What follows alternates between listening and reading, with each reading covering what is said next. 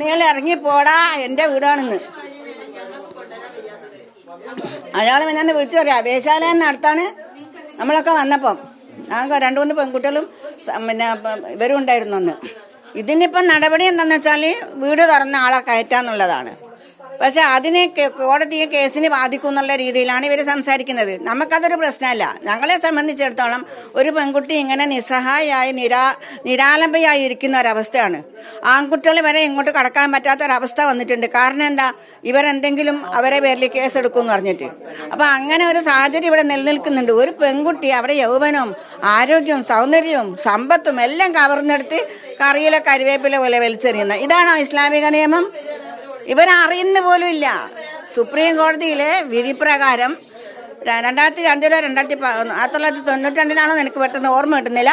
ആ സമയത്ത് സുപ്രീം കോടതി നിർദ്ദേശിച്ചിട്ടുണ്ട്, ഭാര്യയുടെ അനുവാദം കൂടാതെ അറിയാതെ ആ സ്ത്രീ അറിയാതെ വിവാഹമോചനം ചെയ്യാൻ പാടില്ല എന്ന്. അതൊക്കെ ലംഘിക്കപ്പെട്ടിരിക്കുന്നുണ്ട്. കോടതി ഇവരുടെ തലാക്ക് അംഗീകരിച്ചിട്ടില്ല. അതുകൊണ്ടാണ് ഭാര്യ ഭർത്താവായി ജീവിക്കണമെന്ന് പറഞ്ഞിട്ട് അവരിവിടെ വന്നിരിക്കുന്നത്. കോടതി ഓർഡറുമായിട്ടാണ് വന്നത്. എന്നിട്ട് അവരുടെ വീട് പുറത്താക്കി ഇട്ടിട്ട് പോയിരിക്കുക. കുടിവെള്ളം പോലും മുടക്കുന്ന ഒരു സാഹചര്യം ഉണ്ടായിട്ടുണ്ടല്ലോ. കുടിവെള്ളത്തിന് കിണറിന്ന് വെള്ളം മുക്കുന്നത് വരും ഒഴിവാക്കാന്ന് പറഞ്ഞാൽ അതെന്ത് ക്രൂരതയാണ്. അപ്പം നമുക്ക് മനസ്സിലാക്കാമല്ലോ ഇവരുടെയൊക്കെ മനസ്സെന്താന്നുള്ളത്. ആ പെൺകുട്ടി എങ്ങനെയാണ് ഇവിടെ ജീവിച്ചതെന്ന് അറിയാമല്ലോ. അവരെ ഇപ്പം നമ്മെ ഇവിടെ തന്നെ നിർത്തിയിട്ടുണ്ടെങ്കിൽ തന്നെ ആ കുട്ടീൻ്റെ ജീവന് പോലെ അപകടമാണ്. അത്ര വരാൻ സമ്മതിക്കാത്ത അവസ്ഥയുണ്ടെന്നുള്ളതാണ്. അങ്ങനെ കഴിഞ്ഞ ദിവസം ഞങ്ങൾ വന്നപ്പോൾ ഞങ്ങളെ കാറൊക്കെ തടഞ്ഞ് ഭയങ്കര ചീത്ത വിളി, വേശ്യാലയം നടത്താൻ അങ്ങനെ ഇങ്ങനെന്നൊക്കെ പറഞ്ഞ് ഒരുപാട് സംസാരം. ഇപ്പോൾ ഇതുമായി ബന്ധപ്പെട്ട് ആ കുടുംബത്തെ അവർ അറിയിച്ചിരിക്കല്ല, പള്ളിയിലേക്ക് ഒരു കത്ത് നൽകിയിരിക്കുകയാണ്, വിവാഹബന്ധം ഒഴിഞ്ഞു എന്ന് അറിയിച്ചുകൊണ്ട്. അപ്പൊ അതൊക്കെ എത്രമാത്രം ക്രൂരതയാണ്? അതും ക്രൂരത. അതാ ഞാൻ പറയുന്നത്, മുത്തലാഖിന്റെ നിർത്തിയിട്ടുള്ളൂ, അല്ലാതെ മറ്റൊന്നും നിർത്തിയിട്ടില്ല. മുത്തലാഖ് നിർത്തിയതിൻ്റെ ഈ തലാഖ് അവിടെ നിലനിൽക്കുന്നുണ്ട്. കോടതി മുഖേന ആവട്ടെ. എന്തിനാണ് ഇങ്ങനെ ഒരു കടലാസിൽ എഴുതിയിട്ട് ഇങ്ങനെ അയക്കുന്നത്? എല്ലാം കഴിഞ്ഞതിന് ശേഷം ഒരു കടലാസിൽ എന്തെങ്കിലും എഴുതി അയക്കാം, എന്നിട്ട് പോകാം. പുറത്ത് കഴിയുന്നു. പോലീസ് ഒന്നും ഇങ്ങോട്ട് വന്നിട്ട് നടപടി എടുക്കുന്നു. പോലീസ് നേരത്തെ നമ്മളെ വിളിച്ചപ്പോഴൊക്കെ അന്ന് വന്നിട്ടുണ്ടായിരുന്നേ. പോലീസിന്റെ ഭാഗത്തുനിന്ന് ശ്രദ്ധ ഉണ്ടല്ലാതെ അവർ പറയുന്നത് നമുക്ക് റെസിഡൻഷ്യൽ ഓർഡർ ഇല്ലാതെ എങ്ങനെ ഞങ്ങൾ ഇവിടെ കയറ്റും എന്നുള്ളതാണ് അവരെ ഒരു വാദം.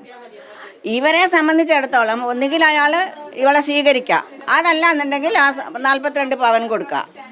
ഇതാണ് ഇവരുടെ ആവശ്യം. അത് നടക്കുന്നില്ലല്ലോ. അങ്ങനെയെങ്കിൽ ഒരു തീരുമാനമാവണ്ടേ? എത്ര ദിവസം ഇല്ല, വെള്ളവും ഇല്ല, ഒന്നുമില്ല. എന്ത് കഷ്ടമാണ്. നിങ്ങളൊന്ന് ആലോചിച്ച് നോക്ക്. ഒരു പെൺകുട്ടി അവരുടെ ജീവിതം ദാമ്പത്യ ജീവിതത്തിലേക്ക് കടന്നു വരുമ്പോൾ എന്തെല്ലാം സങ്കല്പങ്ങളോട് കൂടിയാണ്. ഇവിടെ ബഹുഭാര്യത്തുള്ളത് കൊണ്ട് തന്നെ അയാൾ പോയിട്ട് കല്യാണം കഴിഞ്ഞൊരു കുട്ടിയായി. ഈ പെണ്ണാണ് ഈ ദുരിതാനുഭവിക്കുക. അതിൻ്റെ കരച്ചിൽ നിങ്ങൾ കണ്ടില്ലേ? അതിൻ്റെ സങ്കടം കണ്ടില്ലേ? ഇതൊക്കെ ഈ മല്ലാക്കന്മാരെ തങ്ങന്മാരെല്ലാം കാണുന്നുണ്ടോ? ഞാൻ അന്ന് മഹല്ല് കമ്മിറ്റിയിൽ വിളിച്ചിരുന്നു.